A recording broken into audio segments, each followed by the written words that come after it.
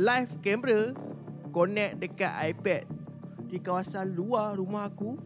Aku letak di atas satu tripod dan satu iPad. So korang nilai hasil video 4K 30fps daripada Image Pico Plus.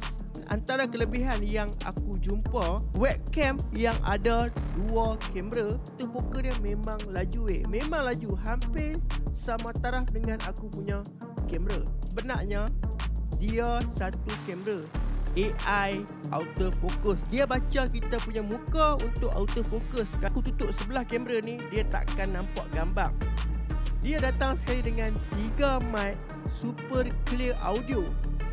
Daripada apa yang aku lihat dekat sini ada 3 lubang, iaitu super clear audio. Kita boleh tune korang punya color, brightness dan sebagainya, kita boleh setting. Tapi aku lebih suka pakai ke auto. Sebab bila auto, kita cahaya kita tu dia auto tune dah. Bila terlalu terang, pencahayaan lampu dalam video ni dia akan tukar menjadi lebih malap. Kalau lepas ni, kalau dia orang buat update firmware yang terkini, mungkin akan boleh connect korang punya platform.